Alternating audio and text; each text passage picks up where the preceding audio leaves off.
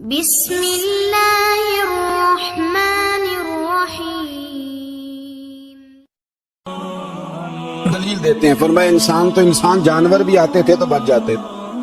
حضرت تمیم داری رضی اللہ تعالیٰ عنہ فرماتے ہیں کہ ہم کھڑے تھے، ایک اونٹ دوڑتا ہوا آیا، نبی کریم صلی اللہ علیہ وسلم کے پہلے اس نے قدموں پہ سجدے کیے، صحابہ کہنے لگے حضور ہمیں بھی اجازت دیں، فرمایا وہ تو بے زبان ہے، اسے تو پتہ کوئی نہیں، پیش نظر ہے وہ نو بہار، سجدے کو دل ہے بے قرار، روکیے سر کو روکیے، یہی تو امتحان ہے۔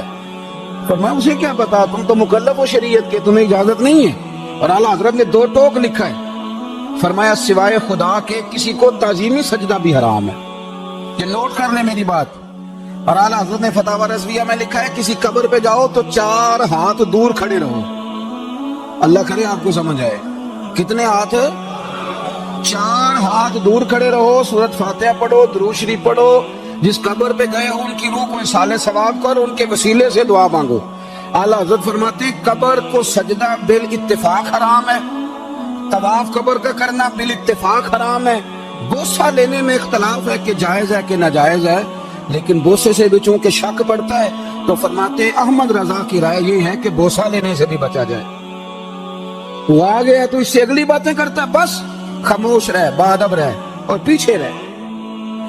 تو حضرت تمیم داری کہتے ہیں یہ حدیث اعلیٰ حضرت نے لکھی ہے لمن والعلا میں، فرماتے ہیں کہ اونٹ نے پہلے سجدہ کیا، قدم چومے، پھر اس نے حضور کے کان میں کوئی بات کہی، روزے دے دوالے نے غلامہ دیاں ٹولیاں، ایک پہ سن دے کروڑوں دیاں بولیاں، یعنی اونٹ نے بات کی تو حضور نے وہ بھی سن لی۔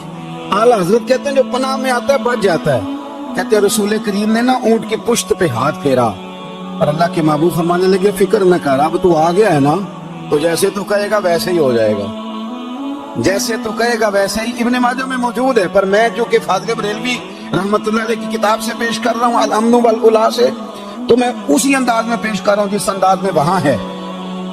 حضرت تمیم داری کہتے ہیں کہ ہماری سمجھ میں بات کوئی نہ آئی، تھوڑی دیر گزری تو کچھ لوگوں نے ہاتھوں میں رسیاں پکڑی ہیں، خنجر پکڑے ہیں، دوڑے آئے، یا رسول اللہ یہ ہمارا اونٹ ہے۔ حضرت تمیم داری کہتے ہیں میں نے دیکھا کہ جب وہ آ گئے نا خنجر لے کے تو اونٹ حضور کے پیچھے چھپ گیا، آج لے ان کی پناہ، آج مدد مانگ ان سے، وہ حضور کے پیچھے چھپ گیا۔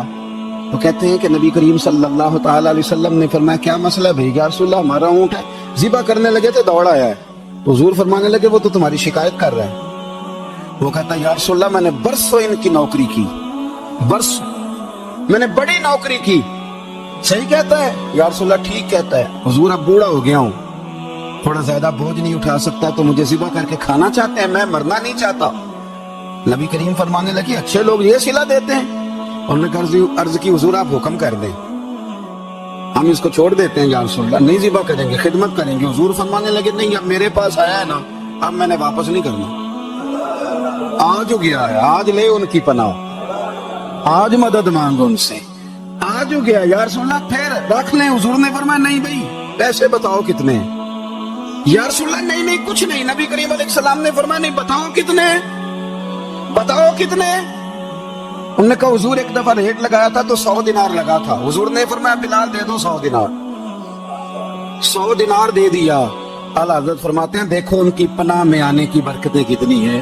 ان سے کہا تم جاؤ، وہ چلے گئے، حضور نے پشت پہ ہاتھ پھیرا، فرمایا جا تو آزاد ہے۔ حضرت تمیم داری کہتے ہیں وہ پہلے گیا پھر پلٹ کے آیا، اس نے نبی پاک کے کان میں کو بات کی، کئی باتیں کی، پر میں ایک بات کرتا ہوں، کئی باتیں کی، ایک بات کی تو حضور رو پڑے، اونٹ چلا گیا، ہم نے عرض کی حضور یہ کیا کہہ گیا ہے؟ محبوب فرمانے لگے یہ کہہ گیا یا رسول اللہ جس طرح آپ نے مجھے چھری سے بچایا ہے، میں دعا کرتا ہوں اللہ آپ کی امت کو جہنم سے محفوظ فرمائے، اللہ جہنم سے بچائے آپ کی امت کو، جس طرح مجھے چھری سے آپ نے محفوظ کیا۔ اعلیٰ حضرت فرماتے ہیں کن چکروں میں پڑے ہوئے ہو، کن چکروں میں؟ پیسوں کی پناہ لیتے ہو، عہدوں کے پیچھے چھپتے ہو، دولت کے پیچھے چھپتے ہو، تعلقات کے پیچھے چھپتے ہو، فرمایا مصیبت آئے گی تو یہ سارے ہٹ جائیں گے۔ اگر پناہ لینی ہے تو مدینے والے محبوب کی پناہ لو، دروازے رسول پہ آؤ، نبی کریم کی بارگاہ میں جھکو، حضور سے پیار کرو۔ اعلیٰ حضرت فرماتے ہیں محبوب کا ادب کرو، رسول اللہ کی غلامی کرو، فرماتے ہیں پھر کے گلی گلی تباہ، ہو کرے سب کی کھائیں کیوں، دل کو جو عقل دے خدا تو تیری گلی سے جائے کیوں۔ اور فرمانے لگے جان ہے عشق مصطفیٰ، روز فزوں کرے خدا، جس کو ہو درد کا مزہ وہ ناز دوا اٹھائے کیوں، جس کو ہو درد کا مزہ وہ ناز دوا اٹھائے کیوں۔ انہوں نے محبوب کریم کی محبت کا پیغام دیا، صحابہ کی محبت کا، بولیے صحابہ کی محبت کا پوری کتاب لکھی حضرت صدیق اکبر جناب عمر کے فضائل پر۔ اور مزے کی بات یہ ہے کہ اعلیٰ حضرت نے نا اردو شاعروں میں سے کسی کو توفیق نہیں ہوئی حضور کو شہنشاہ کہنے کی، اعلیٰ حضرت نے کہا میرے نبی شہنشاہ ہیں۔ دلیل کیا دی؟ فرمانے لگے پڑھو ترمذی، حضور نے فرمایا میرے 2 وزیر زمینوں میں ہیں 2 آسمانوں میں۔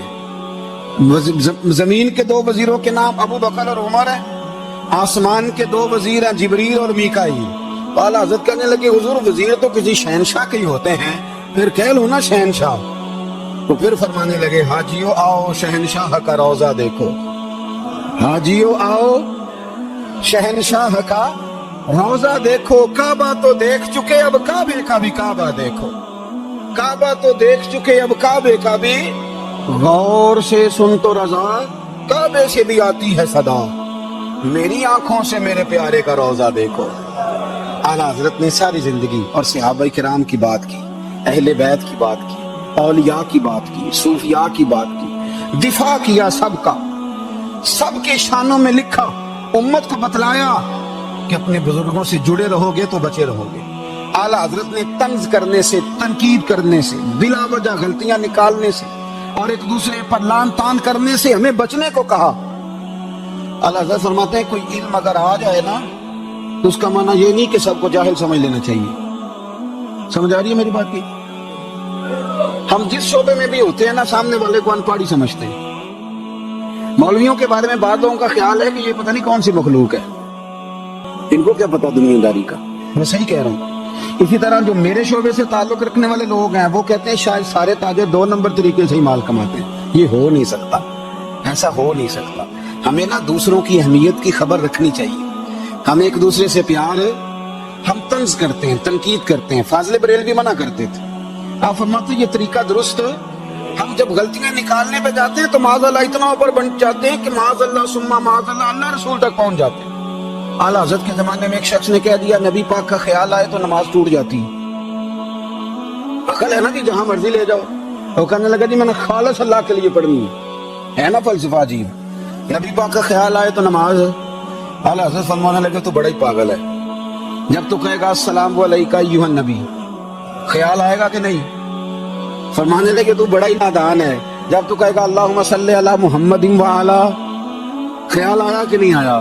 فرمانے لگے تو نبی پاک کی بات کرتا ہے، نماز میں تو ابا اماں کا بھی خیال آتا ہے، ربنا اغفر لی ولوالدیّ۔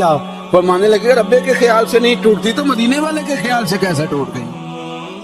فرمانے لگے بڑا ہی بیوقوف ہے تو۔ اعلیٰ حضرت فرمانے لگے تو کہتا ہے حضور کا خیال آئے تو ٹوٹ جاتی ہے؟ فرمانے لگے جب تک حضور کا خیال آئے نہ نماز ہوتی نہیں، جب تک حضور کا خیال نہ آئے نماز ہوتی نہیں، سوال ہی نہیں پیدا ہوتا۔ لوگوں نے کہا جناب وہ کس طرح؟ تو اعلیٰ حضرت فرمانے لگے اللہ نے کہا قرآن میں واقعی الصلاۃ نماز پڑھو، یہ نہیں بتایا کتنی پڑھنی ہے، اور یہ بھی نہیں بتایا فجر کی کتنی پڑھنی ہے، یہ بھی نہیں بتایا ظہر کی، یہ بھی نہیں بتایا قیام کیسے کرنا ہے، ہمیں یہ بھی نہیں بتایا رکوع کیسے کرنا ہے۔